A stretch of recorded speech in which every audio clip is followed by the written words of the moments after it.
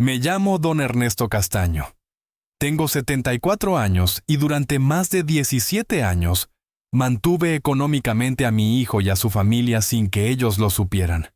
Hasta que un día mi nuera me gritó delante de medio vecindario: «Viejo mantenido, vives de mi dinero». Aquella misma tarde tomé una decisión que lo cambiaría todo.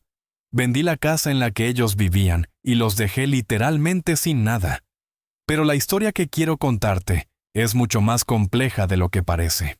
Era un domingo por la mañana, yo estaba regando los geranios del patio de mi casa en Zaragoza, cuando escuché gritos que provenían de la vivienda de al lado, donde vivían mi hijo Julián, su mujer Carolina y mis 2 nietos. Eran gritos que nunca pensé escuchar de la boca de mi propia nuera. «No aguanto más a tu padre», vociferaba Carolina con un tono que se escuchaba hasta la otra manzana. «Ese viejo vive de nuestro dinero como un parásito. Estoy harta de sus aires de dueño de todo». Me quedé paralizado con la manguera en la mano. Viejo, parásito. Aquellas palabras salieron de la boca de la mujer que había comido de mi mesa durante años, que había vivido bajo un techo que yo pagaba mes tras mes sin que ella jamás lo supiera. Antes de contarte lo que pasó después, tengo que explicarte cómo llegué a esta situación tan humillante. Porque todo empezó hace muchos años, cuando todavía creía que ayudar en silencio era lo correcto, cuando pensaba que ser un buen padre significaba sacrificarme sin esperar nada a cambio. Por eso te pido que escuches bien esta historia y al final me digas qué habrías hecho en mi lugar. Y también que me digas desde qué ciudad de España me estás viendo. Porque esto le puede ocurrir a cualquier padre en cualquier familia. Todo comenzó hace ya 22 años, cuando Julián terminó la carrera de arquitectura. Yo me sentía orgulloso de mi hijo. Había trabajado toda mi vida como mecánico, levantándome a las 5 de la mañana y acostándome a las 11 de la noche para poder pagarle los estudios. Verle con el título en la mano valió cada sacrificio. Poco después empezó a salir con Carolina, una compañera de la universidad.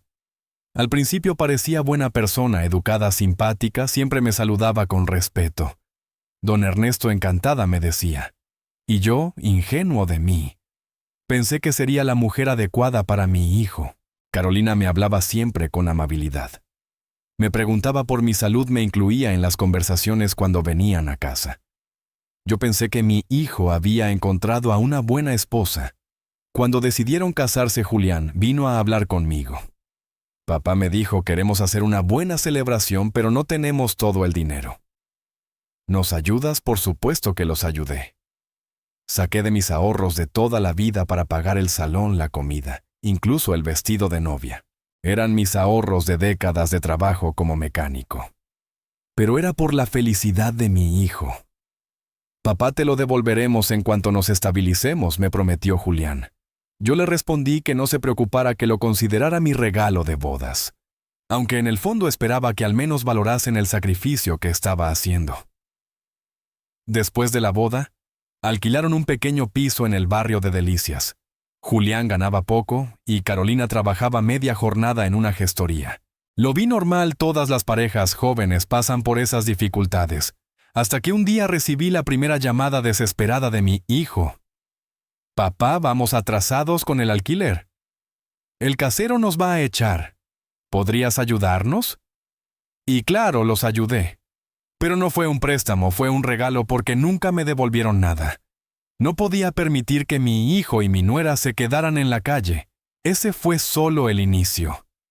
Después vinieron más excusas: que se había estropeado el coche, que Carolina estaba enferma y necesitaban dinero para el médico, que habían perdido el trabajo unos meses, que querían mudarse a un piso más grande. Siempre había una emergencia, siempre un motivo para pedirme más, y yo siempre cedí. ¿Qué iba a hacer? Era mi único hijo. Había trabajado desde los 15 años para darle un futuro mejor. Si ahora me necesitaba, yo iba a estar ahí. Cuando nació mi primer nieto, la situación se complicó aún más. Carolina dejó de trabajar para cuidar al bebé, y Julián no podía mantener a toda la familia solo con su sueldo. Fue entonces cuando tomé una decisión que cambió todo, una decisión que nunca conocieron. Fui al banco y pedí un gran préstamo de esos que te encadenan de por vida. Con ese dinero, compré una casa en el barrio con 3 habitaciones, patio y garaje, todo lo que una familia joven podía necesitar. Pero la puse a mi nombre. Cuando les dije que había encontrado una vivienda para ellos, no podían creérselo. «Papá, ¿cómo has conseguido una casa tan bonita?», me preguntó Julián.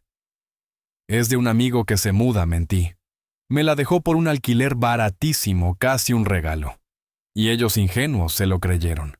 Se mudaron a aquella casa convencidos de que pagaban un alquiler simbólico a un supuesto amigo mío. La realidad era muy distinta. Yo sostenía las cuotas del préstamo con mi pensión de mecánico y con chapuzas extras que hacía los fines de semana. Trabajos que nunca llegaron a imaginar. Mientras Julián descansaba los domingos viendo la televisión en su nuevo salón, yo reparaba coches en un taller improvisado en mi propio garaje para poder cubrir las facturas de aquella vivienda. Mientras Carolina invitaba a sus amigas a merendar en el patio, yo me levantaba a las 6 de la mañana para hacer fontanería o arreglos eléctricos. Y aún así, me sentía feliz. Veía a mis nietos correr por ese patio. Veía a mi hijo llegar cansado del trabajo a su propio hogar.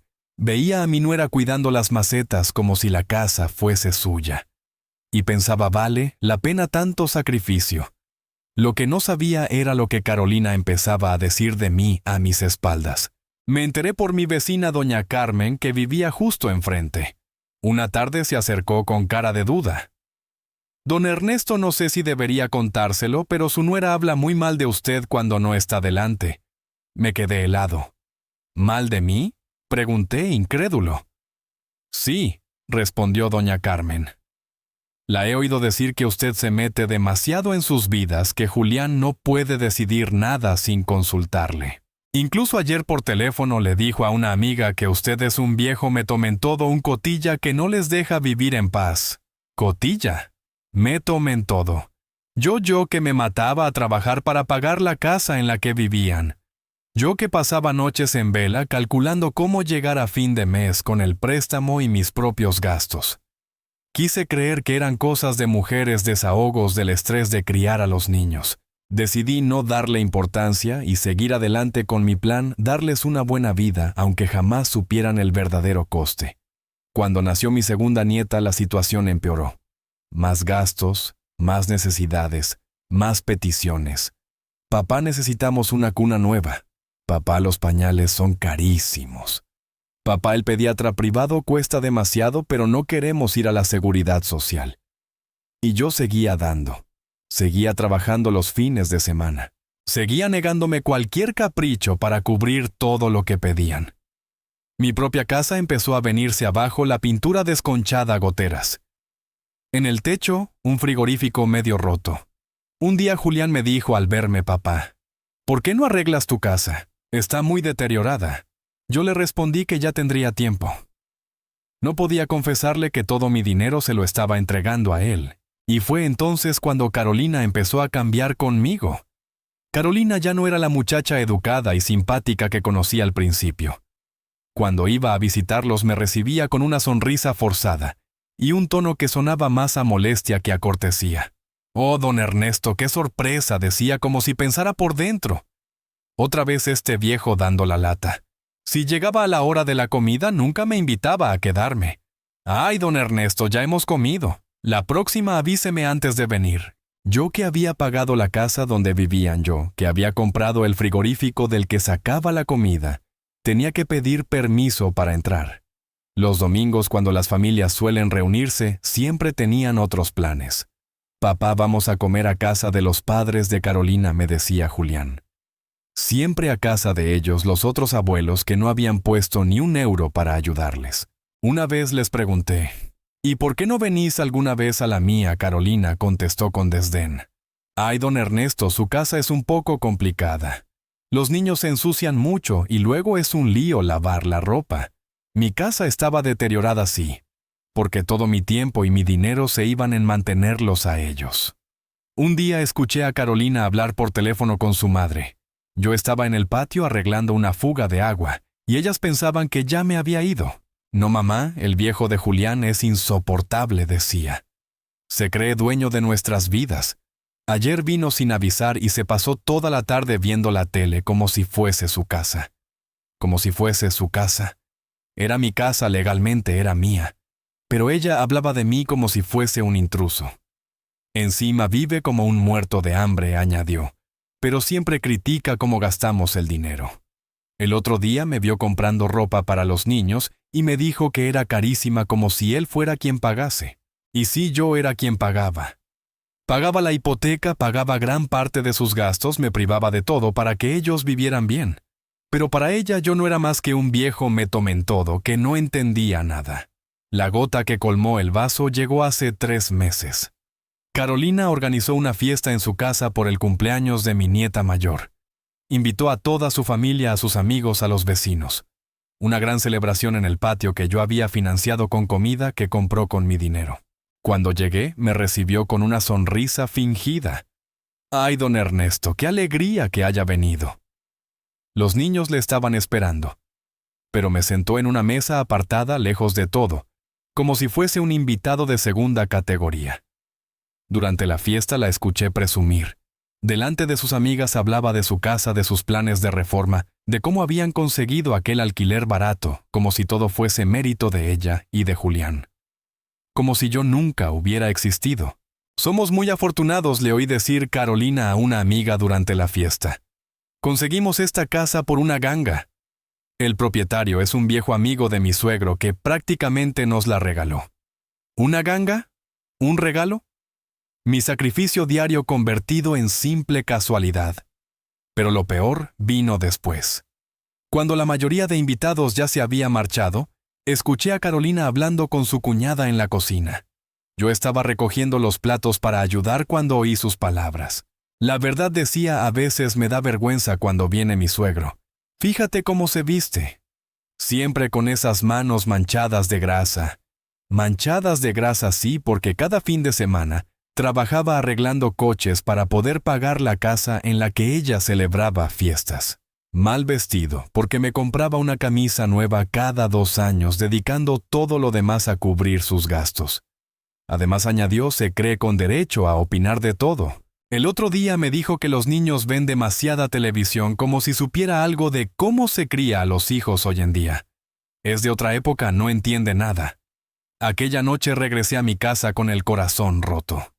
No tanto por lo que había dicho, sino porque comprendí que había dedicado mi vida entera a personas que no solo no valoraban mi sacrificio, sino que se avergonzaban de mí. Llegué a mi hogar con la nevera medio vacía, con las sábanas gastadas, y me senté a pensar, ¿qué estaba haciendo? ¿Por qué me mataba trabajando para quienes me despreciaban? Esa noche tomé una decisión que ellos jamás imaginaron, una decisión que cambiaría todo para siempre. A la mañana siguiente fui al banco y pedí todos los papeles de la casa. Quería saber cuánto había pagado en todos estos años y cuánto me quedaba pendiente. Los números me dejaron helado, había cubierto casi el 80% del valor de la vivienda. Después, acudí a un tasador. Necesitaba saber cuánto valía en el mercado actual. La valoración me sorprendió, la casa valía mucho más de lo que había pagado en un inicio. El barrio se había revalorizado, había crecido, se había puesto de moda. Con esa información en la mano, busqué a un abogado recomendado por un antiguo compañero del taller. Le conté toda la historia, cómo había comprado la casa en secreto, cómo la había ido pagando año tras año, cómo ellos pensaban que era un simple alquiler. El abogado me escuchó con seriedad y me dijo, «Don Ernesto, usted es el propietario legal de esa casa. Puede hacer lo que quiera, venderla, alquilarla, incluso sacar a su familia si lo desea. Pero son mi hijo y mis nietos», respondí. «No puedo echarlos así como así». Don Ernesto contestó, «A veces la familia abusa precisamente porque sabe que usted nunca tomará medidas drásticas. A veces hay que poner límites». Salí del despacho del abogado con una idea que al principio me pareció terrible, pero que poco a poco comenzó a tomar forma. ¿Y si les mostraba de verdad de quién era aquella casa?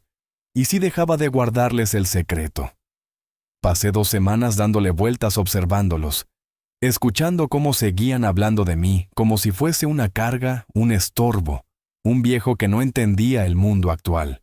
Julián jamás me defendía cuando Carolina hacía comentarios desagradables sobre mí. Se quedaba callado o incluso le daba la razón. Si mi padre es un poco anticuado, decía, no entiende cómo son las cosas ahora. ¿Anticuado? El hombre que había pagado la casa. El que trabajaba los fines de semana para que ellos vivieran bien. La decisión final la tomé aquel domingo del que ya te hablé, cuando escuché a Carolina gritarle a Julián en el patio. Ese viejo vive de nuestro dinero como si fuera un parásito. Anticuado. Parásito. Viviendo de su dinero. En ese instante se agotó mi paciencia. Comprendí que había sido un ingenuo durante 15 años. No fui a discutir. No fui a dar explicaciones. Simplemente saqué el teléfono y llamé al abogado. Doctor, le dije, quiero vender la casa hoy mismo. ¿Está seguro, don Ernesto? Es una decisión muy drástica. Nunca he estado tan seguro en mi vida. El abogado tenía todo preparado. Habíamos hablado varias veces del tema. Había una inmobiliaria especializada en ventas rápidas, compradores, interesados en esa zona, toda una maquinaria lista para moverse. En 48 horas puedo cerrar la operación, me aseguró. Pero tendrá que notificar a su familia que deben desalojar. De eso me encargo yo, respondí. Esa misma tarde, mientras Carolina seguía gritando en el patio sobre el viejo parásito, yo firmaba todos los papeles de la venta. La casa en la que vivían, la casa que ellos pensaban que pertenecía a un amigo mío que les cobraba un alquiler simbólico, fue vendida al mejor postor. El lunes por la mañana, el notario Martínez se presentó en su puerta. Yo lo acompañé. Julián abrió sorprendido. «¿Papá? ¿Qué pasa? ¿Quién es este señor?» «Soy el notario Martínez», se presentó. «Vengo a notificar oficialmente que esta propiedad ha sido vendida. Los actuales ocupantes disponen de 72 horas para desalojar». El rostro de Julián se puso pálido. «Debe de haber un error. Nosotros alquilamos esta casa. Tenemos un contrato». «No, señor», respondió el notario Martínez. «Esta vivienda pertenecía al señor Ernesto Castaño y él la vendió ayer. No existe ningún contrato de alquiler registrado». Entonces apareció Carolina desde dentro. «¿De qué están hablando? ¿Qué es todo esto?» El notario le entregó los papeles. «Señora, tienen 72 horas para desalojar esta propiedad. La casa fue vendida legalmente por su dueño». Su dueño, me miró Carolina como si me viera por primera vez. «¿Usted es el dueño de esta casa, don Ernesto, sí, Carolina?» «Soy el dueño desde hace 15 años. La compré para vosotros, la pagué con mi trabajo. Y durante todo este tiempo creísteis que pertenecía a un amigo mío». Julián se desplomó en una silla con la cara desencajada. «Papá, no entiendo nada. ¿Compraste esta casa? ¿Por qué no nos lo contaste? Porque quería ayudaros sin que os sintierais obligados conmigo. Porque pensé que si sabíais que yo lo pagaba os incomodaría». Qué equivocado estaba. Carolina hojeaba los documentos con incredulidad. «Pero don Ernesto no puede vendernos la casa así, nosotros vivimos aquí. Los niños van al colegio en este barrio. No podemos irnos de un día para otro». La miré con una voz que ni yo mismo reconocía. «Ayer te oí gritarle a tu marido que yo era un viejo que vivía de vuestro dinero, un parásito. Por eso decidí mostrarte de quién era realmente el dinero». Se quedó callada. Por primera vez en años, Carolina no tuvo palabras. Además, continué, la nueva propietaria me pidió expresamente que desalojéis la vivienda porque se muda este viernes. «¿La nueva propietaria?», preguntó Julián. «Sí, vendí la casa a doña Carmen, nuestra vecina. Ella escuchó todo lo que tu mujer decía de mí y me ofreció comprarla a muy buen precio». Doña Carmen, que había sido testigo silenciosa de los desprecios, había reunido sus ahorros para quedarse con la vivienda. «No merece que lo traten así», me dijo. «Se la compro y luego ya veremos qué hacemos». Los días siguientes fueron un caos. Julián me llamaba cada 5 minutos. «Papá, tenemos que hablar». «Esto es una locura. No puedes hacer esto».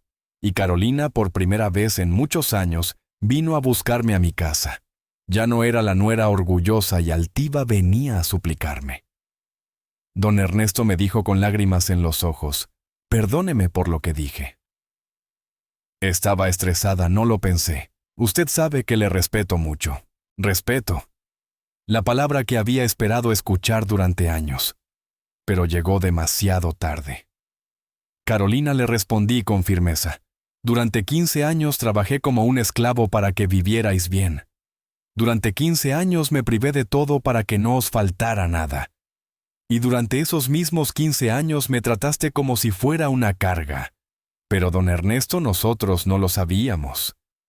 Claro que no lo sabíais porque nunca os preocupasteis por saberlo. Nunca os preguntasteis cómo hacía yo para sobrevivir con tan poco dinero.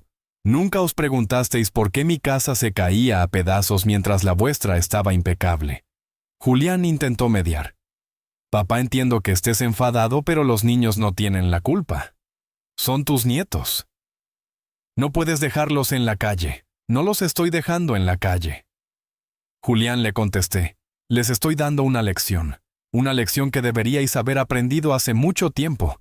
El miércoles, mientras ellos hacían las maletas a toda prisa buscando dónde mudarse, me senté a hacer cuentas. Las cuentas de todo lo que había gastado en ellos durante 15 años.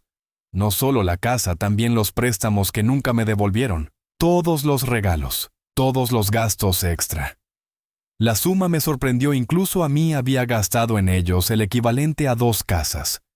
2 casas que podrían haber sido mías, mi seguridad económica para la vejez. No me arrepentía de haber ayudado, pero sí me arrepentía de haberlo hecho en secreto.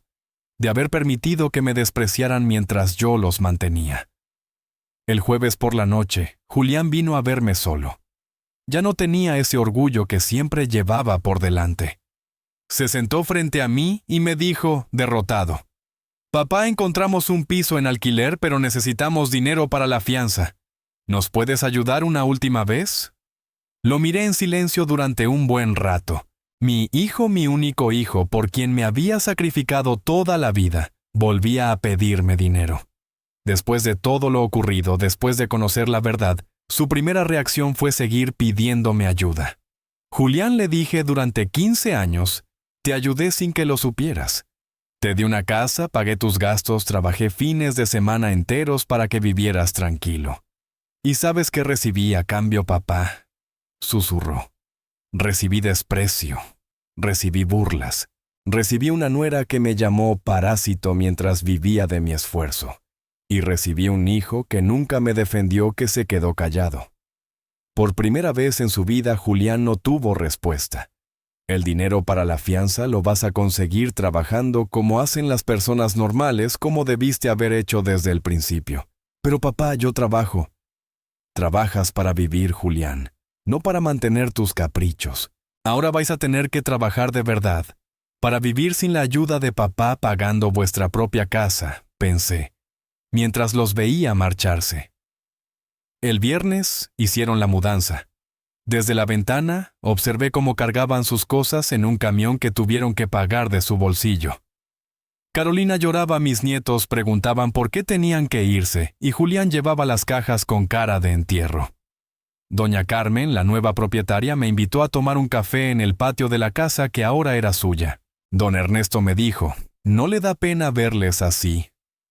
«Pena, Carmen», le contesté. «Me da haber tardado tanto en tomar esta decisión. Con el dinero de la venta de la vivienda pude hacer algo que no hacía desde hacía décadas, pensar en mí. Reformé mi casa de arriba abajo. Cambié los electrodomésticos, compré ropa nueva, me di gustos que llevaba años negándome. Pero lo más importante fue que hice una inversión que me garantiza ingresos para el resto de mi vida. Ya no tengo que trabajar los fines de semana, ya no tengo que contar cada euro, ni vivir como un pobre para mantener a otros. Sobre todo, recuperé mi dignidad, esa dignidad que había ido perdiendo poco a poco, mientras permitía que me tratasen como a un estorbo. 3 meses después de la mudanza, Julián me llamó. «Papá, nos estamos asentando en el nuevo piso. ¿Quieres venir a verlo?». Acepté, más por curiosidad que por otra cosa. El apartamento era pequeño, oscuro, con poco espacio para los niños. Julián había adelgazado, se le veía cansado, con ojeras. Carolina evitaba mirarme a los ojos, y me saludó con una cordialidad forzada. «¿Cómo vais de dinero?», pregunté. «Ajustados», respondió Julián. «El alquiler es caro, pero nos vamos apañando». Carolina volvió a trabajar por las tardes. Carolina trabajando otra vez.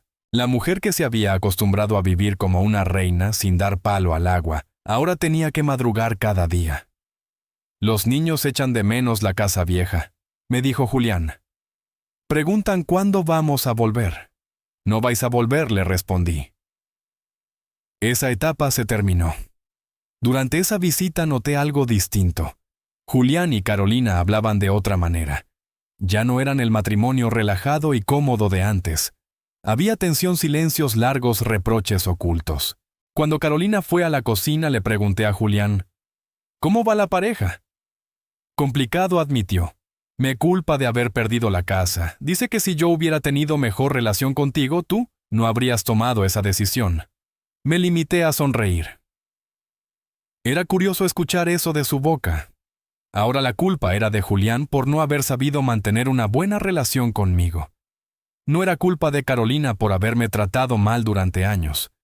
No, la culpa era de él por no saber llevarme mejor. ¿Y tú qué piensas?, le pregunté una tarde. Julián suspiró. Creo que fuimos unos desagradecidos. Creo que nos lo diste todo y no supimos valorarlo. Creo que nos merecimos lo que nos pasó. Fue la primera vez que mi hijo reconoció que se habían equivocado. La primera vez que admitió mi sacrificio. Pero llegó tarde cuando ya no importaba. 6 meses después, Julián y Carolina se separaron. Me lo contó por teléfono con voz cansada. Se acabó, papá. Carolina se ha ido a vivir con sus padres y se lleva a los niños. ¿Y tú? ¿Qué vas a hacer? No lo sé. Buscar algo más barato. Quizá una habitación sola. Con lo que gano no me da para mantener a los críos y pagar un piso decente. ¿Una habitación sola? Mi hijo, que había vivido 15 años en una casa de 3 dormitorios pagada por mí, iba a acabar en una habitación de alquiler. Julián, le dije, todo este tiempo te mantuve sin que lo supieras. Pagué la casa, pagué vuestros gastos, trabajé fines de semana enteros para que vivieras en paz. Y cuando descubrí lo que realmente pensabais de mí, tomé la decisión correcta. Lo sé, papá. Ahora me doy cuenta de todo lo que hiciste. ¿Te das cuenta ahora cuando no te queda más remedio? Hubo un silencio incómodo. Finalmente mi hijo preguntó con cautela. Papá, ¿hay alguna posibilidad de que... ¿De qué, Julián? De que te ayude otra vez. De que vuelva a mantenerte hasta que te estabilices. Lo miré en silencio. Después de perder la casa, de que su matrimonio se desmoronara, de quedarse prácticamente en la calle, su reacción seguía siendo la misma: pedirme ayuda. Por 15 años te ayudé en secreto y me despreciaste. ¿Ahora que sabes la verdad? Vienes otra vez a pedirme lo mismo. Es diferente, papá. Ahora sé lo que hiciste. No, hijo, no es diferente. Vienes porque no tienes otra salida. No porque hayas aprendido a valorarme. Si mañana te tocase la lotería, volverías a tratarme como antes. Julián se quedó callado porque sabía que era verdad. 1 año después de vender la casa, mi vida había cambiado por completo.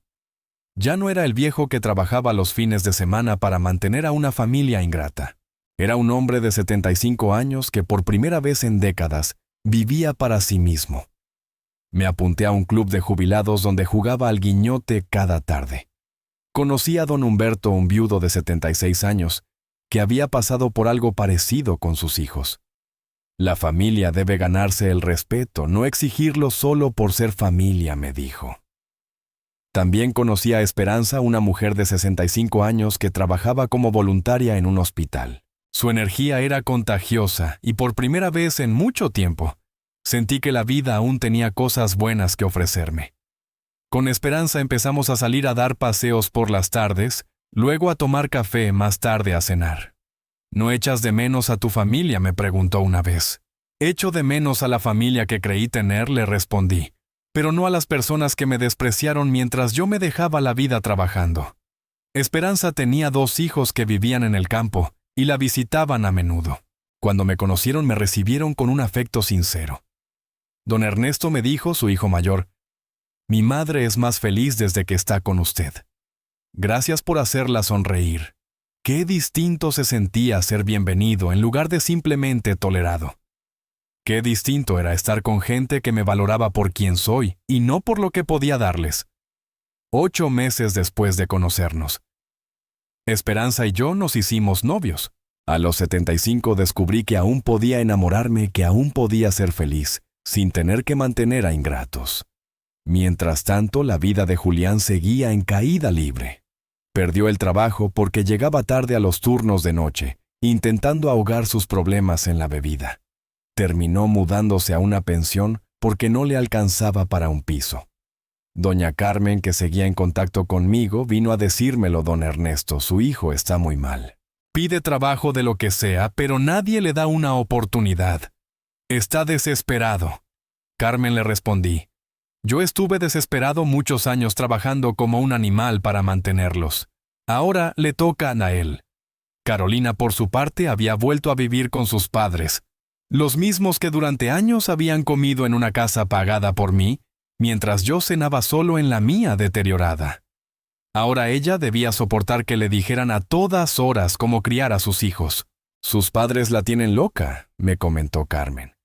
La critican por todo, no la dejan vivir en paz. Y dice que echa de menos su casa. Su casa. La casa que yo había pagado durante 15 años y que en su mente seguía siendo suya. 2 años después de la venta recibí una llamada inesperada. Era Carolina. Don Ernesto me dijo con una voz irreconocible: ¿podemos hablar? ¿Hablar de qué, Carolina? De lo que pasó, de lo que hice, de lo mal que me comporté con usted. Acepté verla más por curiosidad que por otra cosa. Llegó a mi casa un jueves por la tarde. Estaba muy cambiada, más delgada, con ojeras, con esa mirada de quien ha pasado por tiempos difíciles. Don Ernesto me dijo apenas se sentó: vengo a pedirle perdón. Vengo a decirle que tenía razón en todo. ¿En qué tenía razón?, pregunté. En que fuimos unos desagradecidos, en que no supimos valorar lo que hizo por nosotros. Y entonces rompió a llorar, un llanto que parecía salirle desde lo más profundo. No sabía que usted había pagado aquella casa. Sollozó. Lo he perdido todo. No tengo dónde vivir. No tengo trabajo. No tengo nada. Necesito ayuda. ¿Qué tipo de ayuda?, le pregunté. La que sea.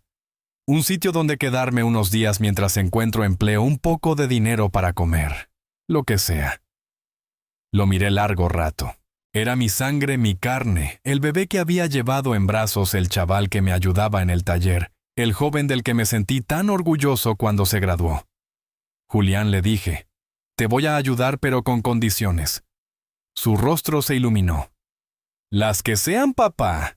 Primera condición: entras en un centro de rehabilitación para dejar el alcohol. Lo haré. Segunda condición: cuando salgas consigues un trabajo, el que sea, y no me pides dinero durante 6 meses. Acepto. Tercera condición: me tratas con el respeto que merezco, no como si fuera un cajero automático. Lo prometo.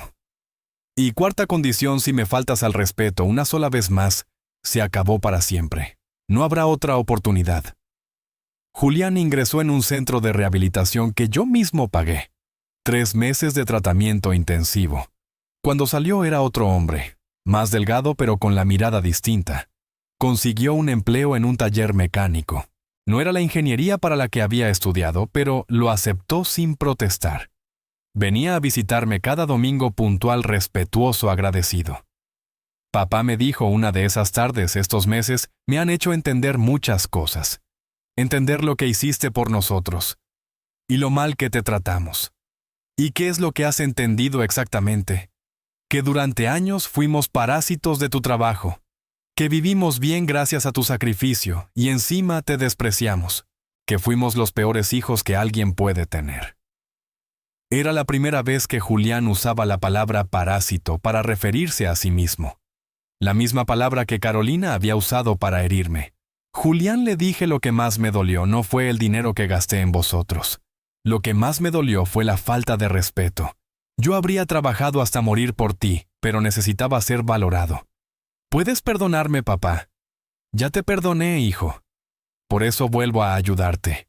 Pero tienes que entender que nuestra relación cambió.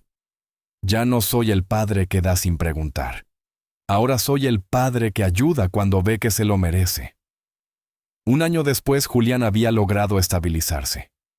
Tenía un empleo fijo, había alquilado un piso pequeño, pero digno, y veía a sus hijos cada 15 días. Julián seguía viniendo a casa cada domingo, pero ahora la relación era distinta. Ya no era el hijo que venía a pedirme, era el hijo que venía a compartir. Me traía facturas de su trabajo en el taller, me contaba cómo le iba con los compañeros. Me preguntaba por mi salud y también por mi relación con Esperanza. ¿Te vas a casar con Esperanza?, me preguntó un domingo. Lo estamos pensando, le respondí. ¿Y te molesta, no, papá? Al contrario, me alegra que seas feliz. Te lo mereces después de todo lo que has pasado. Después de todo lo que había vivido. Julián había aprendido a ver las cosas desde mi perspectiva, algo que no había hecho en sus primeros 40 años de vida. Esperanza y yo nos casamos un martes por la mañana, en una ceremonia sencilla con mis nietos como testigos. Julián quiso venir, pero le dije que era algo íntimo. Lo entiendo, papá. Me contestó, quizás para el próximo evento familiar ya me habré ganado un lugar. Ganar un lugar. ¿Qué concepto? Julián había comprendido que el amor de familia no es un cheque en blanco, que el respeto se gana día a día, y que ser hijo no te da derecho a maltratar a tus padres. Carolina intentó acercarse varias veces, pero yo mantuve la distancia. Ella había sido la principal causa de mis humillaciones. Podía perdonarla, pero no olvidarlo. Los niños quieren conocer a su nueva abuela, me dijo Julián, refiriéndose a Esperanza. Si quieres, podemos organizar algo. Acepté que mis nietos conocieran a Esperanza. Al fin y al cabo, ellos no tenían culpa de los errores de sus padres. La primera vez que vinieron estaban tímidos, pero Esperanza tiene un don especial con los críos. En media hora ya estaban jugando y riendo como si la hubieran conocido de toda la vida. Abuelo, me preguntó mi nieta mayor, ¿por qué no vivías con nosotros antes? Era una pregunta difícil de responder sin hablar mal de sus padres, porque a veces la familia necesita espacio para crecer, le dije. Y ahora que habéis crecido, podemos volver a estar juntos. Durante aquella visita, Esperanza me susurró algo que me hizo pensar. Tus nietos son maravillosos, Ernesto.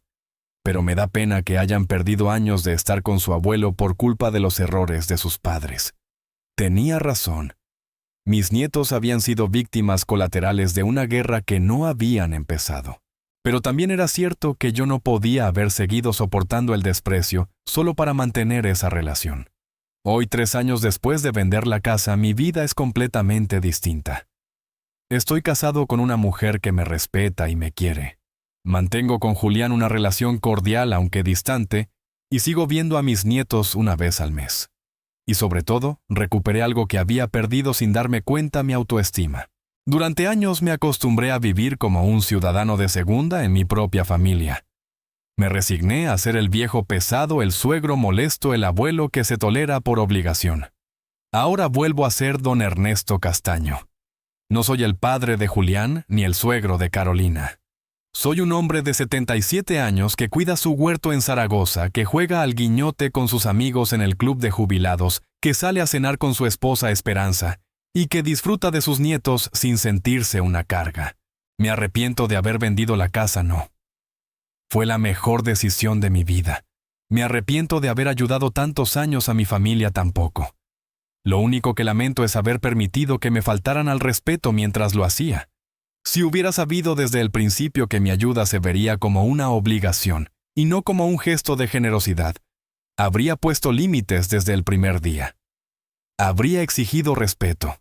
Habría exigido reconocimiento. Habría exigido que me trataran como a un ser humano, no como a una cartera con patas. La lección que aprendí y que quiero compartir contigo es clara. Ayudar a la familia está bien, pero nunca a costa de tu dignidad. Nunca permitas que te maltraten solo porque son de tu sangre. La familia que te humilla no es familia. Son personas tóxicas que por casualidad comparten apellido contigo. Y nunca es tarde para cambiar las cosas. Yo tenía 74 años cuando tomé la decisión más importante de mi vida. Muchos me dijeron que estaba loco, que era demasiado mayor para empezar de nuevo. Pero aquí estoy 3 años después, más feliz de lo que había estado en décadas. Echo de menos la familia que pensé que tenía, sí. Echo de menos la ilusión de un hijo agradecido y una nuera respetuosa a veces. Pero lo que no echo de menos es la realidad de un hijo interesado y una nuera que me despreció. Cuando Julián me pregunta si algún día todo volverá a ser como antes, le digo que no. Mejor o peor, no lo sé.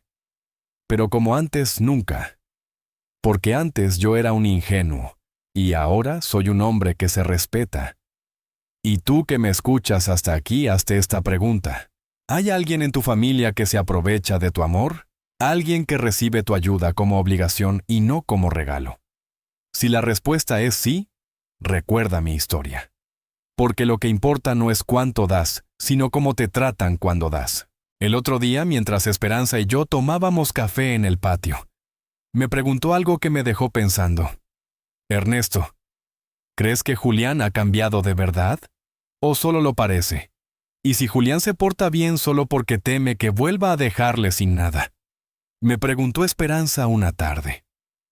Era una pregunta que yo mismo me hacía con frecuencia. Mi hijo viene todos los domingos, me trae facturas del taller, me pregunta cómo estoy. Se interesa por mi salud. Pero a veces lo miro y me pregunto si todo eso es genuino, o si es miedo a que le vuelva a cortar el apoyo. Esperanza, le dije, creo que Julián ha aprendido algo, pero también pienso que el miedo es un gran maestro. Si me respeta por miedo a perderme otra vez, que así sea. Al menos me respeta. La semana pasada tuvimos una conversación que me marcó. Papá me confesó: a veces me despierto de madrugada pensando en todo lo que perdimos por ser tan ciegos. No solo la casa, no solo la comodidad económica. Perdimos años de tener una relación normal contigo. ¿Y de quién fue la culpa, Julián? Nuestra, completamente nuestra. Tú nos diste todo y nosotros solo te dimos migajas de amor fingido. Migajas de amor fingido. Qué frase más dura, pero también la más certera. Durante años viví de esas migajas emocionales mientras yo les ofrecía banquetes económicos. Ese mismo día me contó algo que me sorprendió.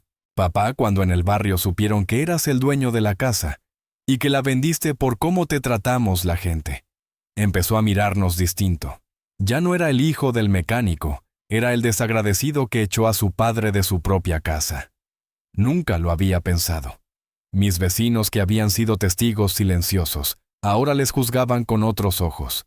La señora María, la del Ultramarinos, le dijo a Julián: tu padre fue un santo.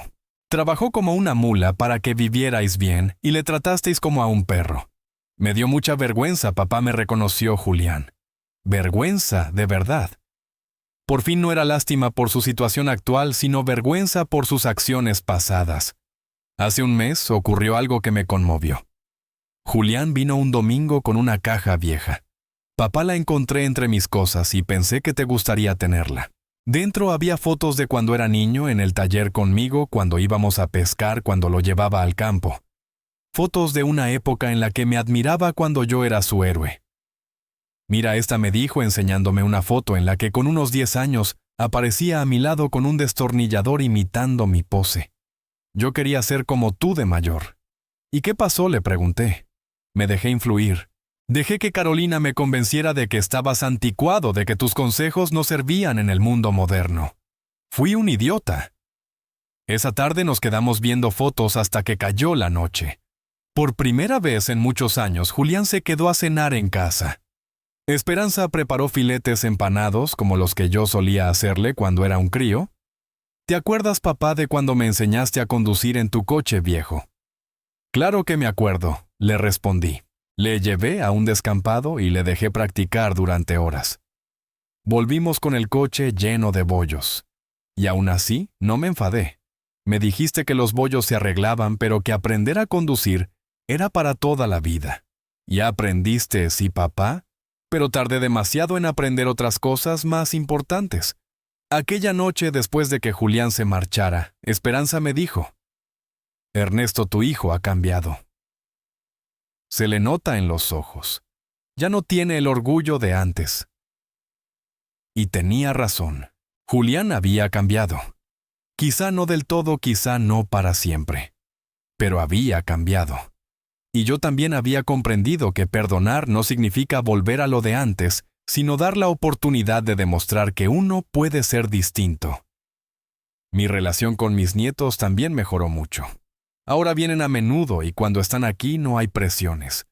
No tienen que fingir que todo es perfecto. Pueden preguntarme por qué no vivo con su padre, pueden hablar de lo que sienten. Pueden ser niños normales con un abuelo normal. Mi nieta mayor, que ya tiene 12 años, me dijo hace poco, «Abuelo, mamá dice que te enfadaste con ellos porque no te respetaban. ¿Es verdad?» «¿Y tú qué piensas?», le respondí. «Creo que si trabajara mucho para dar algo bonito a alguien y esa persona me tratara mal, yo también me enfadaría. Los niños entienden más de lo que creemos. Entienden la justicia. Entienden cuando algo no está bien. Entienden que los abuelos también tienen sentimientos». Carolina intentó acercarse varias veces más, pero mantuve la distancia. No por rencor, sino por autoprotección. Ella había sido el motor de todo el desprecio que sufrí durante años. Envenenó a Julián contra mí, creó el ambiente tóxico que me obligó a tomar decisiones drásticas. La última vez que vino me dijo, «Don Ernesto, sé que nunca ganaré su perdón, pero quiero que sepa que me arrepiento cada día de haber sido tan injusta con usted». Carolina, le respondí, «Ya te perdoné». Pero perdonar no significa olvidar ni volver a exponerme al maltrato. Tú sigue con tu vida y yo seguiré con la mía. Se fue llorando, pero yo no sentí pena. Sentí paz. La paz de haber puesto las cosas en su lugar, de haber defendido mi dignidad, de haber demostrado que ni la edad ni los lazos de sangre son excusa para aceptar humillaciones. Mi amigo del club, don Humberto, me dijo una frase muy sabia. «Ernesto, hay personas que aprenden de los errores y personas que aprenden de las consecuencias. Tu hijo aprendió de las consecuencias que duelen más, pero también enseñan mejor». Tenía razón. Julián no cambió cuando se dio cuenta de que estaba equivocado. Cambió cuando lo perdió todo. A veces es necesario tocar fondo para entender el valor de lo que se tenía. Hoy, mientras repaso mentalmente mi historia para contártela, miro por la ventana y veo a Esperanza regando las plantas del jardín. Veo la casa arreglada, los muebles nuevos, la nevera llena. Veo la vida tranquila que conseguí construir después de tantos años sacrificándome por personas que no lo valoraban. No soy rico, pero tampoco soy pobre. No tengo una familia numerosa, pero tengo una familia que me respeta. No vivo en una mansión, pero vivo en un hogar lleno de amor verdadero. Y sobre todo, tengo algo que no tenía hace 3 años: paz mental. Esa paz que llega cuando sabes que tomaste las decisiones correctas, aunque fueran difíciles. Esa paz que nace de comprender que ya no eres víctima de nadie. Mi historia no es perfecta. Perdí años de relación con mis nietos. Perdí la ilusión de tener la familia unida que siempre soñé. Perdí el dinero que podría haber sido la herencia de Julián. Pero gané cosas más importantes. Gané respeto por mí mismo. Gané una compañera que me valora. Gané la tranquilidad de vivir sin tener que mendigar cariño. Si tuviera que tomar la misma decisión, otra vez la tomaría sin dudar. Vendería la casa de nuevo. Abandonaría esa situación tóxica una vez más. Volvería a empezar, porque aprendí que nunca es tarde para decir basta. Nunca es tarde para defender tu dignidad. Y nunca es tarde para ser feliz, aunque eso implique comenzar desde cero. La última reflexión que quiero compartir contigo es: durante años pensé que ser un buen padre significaba aguantarlo todo, con tal de mantener unida a la familia. Después comprendí que ser un buen padre también consiste en enseñar a los hijos que los abusos tienen consecuencias. Julián lo aprendió. Tarde, pero lo aprendió. Mis nietos aprendieron que los abuelos no son juguetes a los que se recurre solo cuando conviene. Carolina aprendió que los actos tienen consecuencias aunque lleguen con los años. Y yo aprendí la lección más importante de todas, que el amor propio no es egoísmo, es supervivencia emocional. Dime, ¿qué harías tú en mi lugar? ¿Y desde qué ciudad me estás escuchando? Porque esta historia puede ocurrirle a cualquiera en cualquier parte. Lo importante es entender que siempre existe una salida. Siempre hay una oportunidad para recuperar la dignidad. Recuerda, nunca es tarde para empezar a respetarte. Y cuando uno empieza a respetarse, los demás no tienen más remedio que respetarte también, o alejarse de tu vida. Y créeme, cualquiera de las dos opciones es mejor que vivir como el saco de golpes emocionales de tu propia familia.